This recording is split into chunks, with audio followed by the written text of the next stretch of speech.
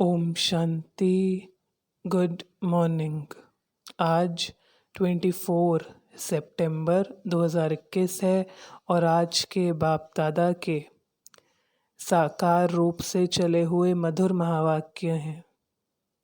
आज की मुरली में बाबा ने कहा है कि जब ज्ञान समझ आ जाता है, धारणा होने लगती है, जीवन ज्ञानी और योगी बनने लगता है, तो भक्ति कैसे ऑटोमेटिकली अपने आप छूट जाती है, तो बाबा ने बताया। और दूसरी बात बाबा ने आज कही कि अब सिर्फ और सिर्फ याद पर पूरा अटेंशन हो, क्योंकि बाबा कहते मैं आता ही हूँ पतित से पावन बनाने, जो बाबा का मुख्य कर्तव्य है।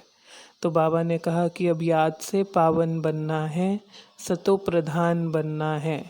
और भी ज्ञान की बातें आज बाबा ने मुरली में कही, तो देखते हैं। आज बाबा कहते तुम यहाँ श्री कृष्ण जैसा प्रिंस बनने की पढ़ाई पढ़ते हो, तुम्हें पढ़ाने वाला स्वयं भगवान है। तो बाबा याद दिला रहे हैं जो पढ़ाई पढ़ते हैं हम, वो कौन सी है? प्रिंस बनने की।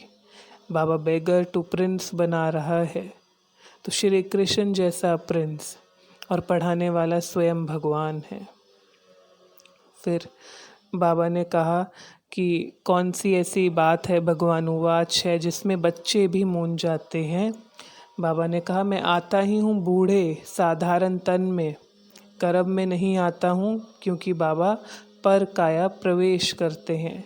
मैं एक ही बार आता हूँ, प्रकृति का आधार मुझे ज़रूर चाहिए, तो एक शरीर का माध्यम बनाकर बाबा आते हैं।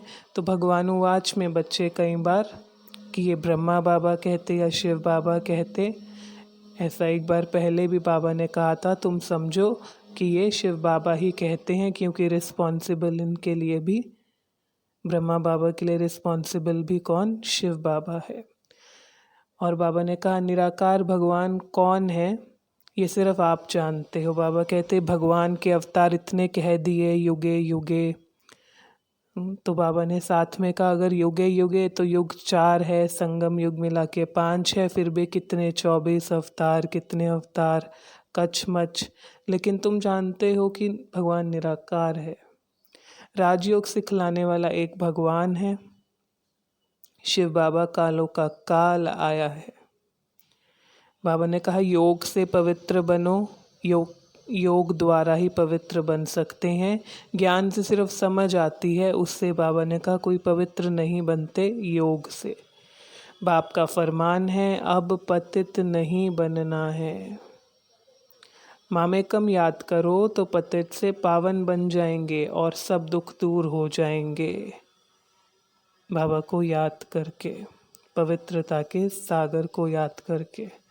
बाबा कहते मैं तुमको राजाओं का राजा बनाता हूँ, प्रिंस का भी प्रिंस बनाता हूँ। बाबा कहते कि विकारी प्रिंस राजाएं आकर के निर्विकारी प्रिंस राजाओं के आगे सिर झुकाएंगे, माथा टेकते हैं। कृष्ण की भक्ति अधिक है नारायण की भक्ति से भी, क्योंकि श्री कृष्ण जो हैं वो सतयुग के फर्स्ट प्रिंस हैं, और अभी 84 जन्म लेकर बेगर बना है। तो बाबा कहते ये भी अब याद की यात्रा से ही पावन बन रहे हैं। 8 पीढ़ी कृष्ण की चलती है, और क्योंकि पहला प्रिंस ऑफ सतयुग ही श्री कृष्ण है, जो जाकर नारायण बनते हैं, यानी किंग ऑफ सतयुग उनको कहेंगे। बाबा ने कहा श्री कृष्ण की महिमा बहुत है, यही एक हैं जो पास विद ऑनर होते हैं, फर्स्ट नंबर। बाकी फर्स्ट डिवीज़न कई औरों को मिलती है, लेकिन फर्स्ट नंबर इन्हें। बाबा कहते मुझे याद करो, बस बच्चों को राजयोग सिखलाने आया हूँ।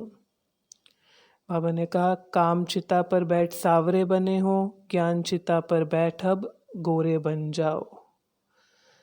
बच्चों को बाप की आज्ञा पर चलना है, इसी में ही बाबा ने कहा कल्याण है।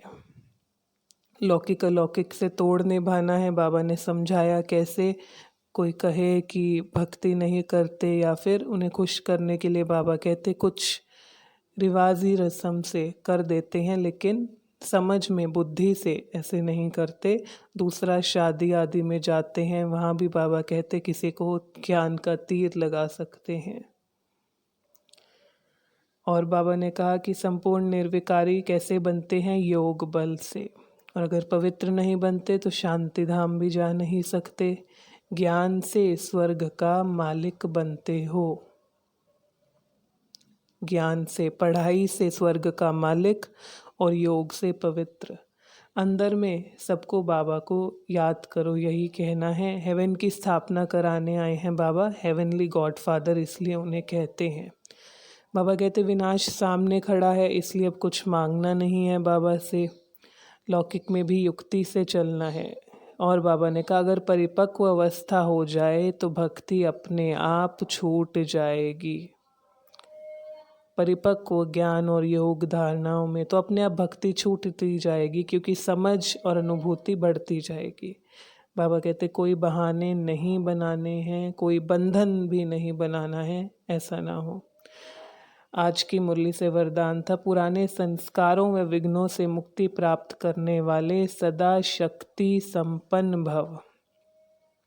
बाबा ने कहा कि अलंकारी रूप होकर रहो।